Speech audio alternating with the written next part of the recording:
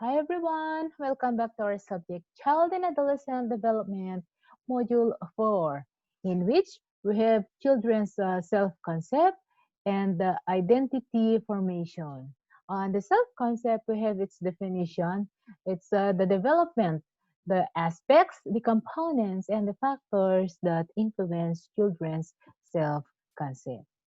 And at the end of our lesson, um, we were able to have now more deeper understanding about children's background in regards to their fears and differences with other children to feel better about themselves. Wherein we define self-concept as the view one of his or herself and his or her abilities. The term refers to how someone thinks about, evaluates, or perceives themselves.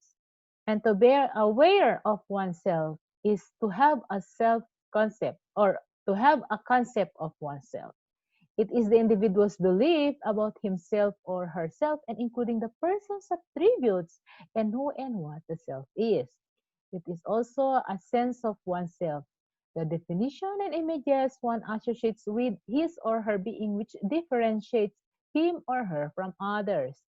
Sex, age, height, personality, and likes and dislikes are all part of self-concept.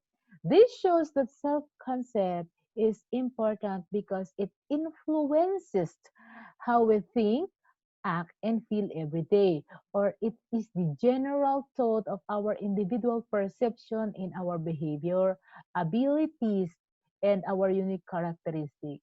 An example of our belief is that when we say, I am a good person, I am kind, or I am a good friend. We have six specific domains related to self-concept. We have the social, competence, affect, physical, academic, and even our family. And next we have the development of self-concept. A child's self-concept begins to develop at birth. It begins with how adults respond to them. And the ability of children to interact successfully with their environment promotes a healthy and positive self-concept, which empowers them to feel competent, try new things, and strive for success. And children with a positive self-concept have a can-do attitude, or they are confident and complete their tasks without help or just a little supervision by adults, and they don't even have any problematic behavior. While those children with negative self-concept have a can't-do attitude, uh, where these children have a problem behavior like being naughty and bad, and these are even the children who frustrated easily and gave up easily on difficult tasks. So with age, children construct increasingly complex and multifaceted understanding of who they are as person. Next, we have the aspect of development of self-concept. And according to M. Lewis, there are two types of self. The first one, we have the existential self. It is the sense of being separate and distinct from others and the awareness of the constancy of the self. And in this stage, children realize that they exist as a separate entity from others and that they continue to exist over time and space. So it explains now the nature of existence of a child for this existential. Next, we have the categorical. After having realized that they exist as separate entity, experiencing beings, they become aware of being object of the world. So it explains now that the child realizes his classification, like his or her age, his or her sex, and the child even now recognizes himself on this categorical self. Next, we have the components of self-concept by Carl Rogers. And according to him, there are three components or parts. The first one is the self-image. The view you have to yourself does not necessarily have to reflect to reality, in which these are now the idea of our beliefs, our appearance, and our personality. Next, we have self-esteem or self-worth. refers to the extent to which individual accepts or approves of his or her how much a person values himself or herself. So this now an individual subjective evaluation of our own worth, and it encompasses our beliefs also about ourselves as well as our emotional states on this self-esteem or self-worth, like our triumph or victory, the pride, and our shame also. And then if we have high self-esteem means having a positive view of ourselves. We are confident, we will not worry about the others think about us, and we are even optimistic. While if we have low self-esteem means we have a negative view of ourselves, we have lack of self-confidence, we are even pessimistic, and we will even worry about others what might think unto us. And next we have the ideal self. It pertains to an individual's perception of what or who he'd like to be. So this is the idealized version of ourselves created of what we learned from our life experiences and the demands of our society. Next, we have the factors that influence children's self-concept. First, of course, we have the family, the peers, community, the school, our age, gender, socioeconomic status, and even our body image. The next topic, we have the identity and identity formation, wherein identity defined as the process of finding our true self, or it is the individual's combination of behaviors, preferences, thoughts, talents, and beliefs. So this is the fact of being who or what a person is. Like for example, his name, his or her name and classification, or even the specification if he is like for example the name of that child, so meaning it's the identity. Next theory is on identity formation. We have Erickson's view of identity, James Marshall's four statuses, and we have Berkowski's identity style formation. According to Erickson, in his theory of psychosocial development, the fifth stage, identity versus role confusion, he described the states wherein adolescents must decide on their who they are, where they are going in life, and what their strengths and weaknesses.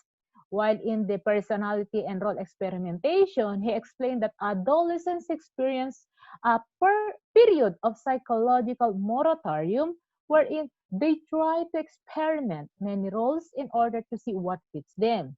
And on the concept of identity achievement, he described as it is a product of achievement of the individual's experience over the first four stages of development. And so in this view, it allows the experimentation to continue to give them opportunity to decide and settle choices that are good for them. Next, we have James Marshall's four statuses of identity. And identity crisis defined as the period of identity development during which the adolescent is choosing among meaningful alternatives on single aspect of personality. So it is the period of uncertainty and confusion in which a person's sense of identity becomes insecure, typically due to a change in their expected role in society. We have identity commitment. Is defined as the moment when adolescents show a personal investment in a personality component is chosen. So it is now the extent to which individuals adhere to and invest in identity relevant choices. Now we have the four statuses. The first one, we have the identity diffusion. Adolescents have not yet experienced a crisis or made any commitments. While in the number two, identity foreclosure. Adolescents have made a commitment but have not experienced a crisis. Next, identity moratorium. Adolescents are in the midst of a crisis but whose commitments either are absent or are only budge defined. 4. Identity achievement. Adolescents have undergone a crisis and made a commitment to a sense of identity that they have chosen. Next, we have Berzonsky's identity style inventory. We have the informational. Individuals actively seek out, process, in use, and use relevant information when dealing with identity issues forming commitments. So in this one, individuals define themselves by seeking and evaluating themselves first to resolve their conflict. Number 2, normative. Individuals conform to the expectation and prescription of significant others. In here, the individuals define themselves through the norms of society, like their religion, family, and ethnicity. Next, we have the diffuse avoidant. Individuals deliberately avoid having to deal with personal conflicts and decisions. So the individual's perception here, themselves here, were diverted on change because of other choices. Now we have the forms of identity. Ethnic and cultural identity. It refers to the identity acquired by an individual because of his or her ethnicity and cultural background.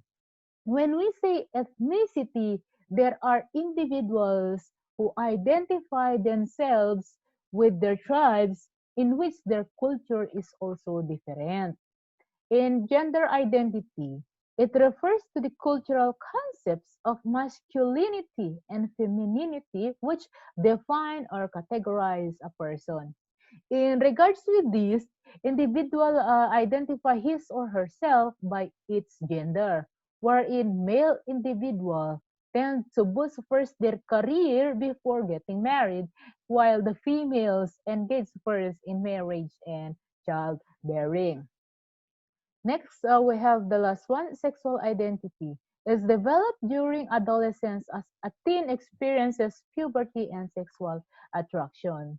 With this type of identity, individuals just tend to develop his or her curiosity about the opposite sex. In terms of flirting, sexual behavior, and even the emotional maturity.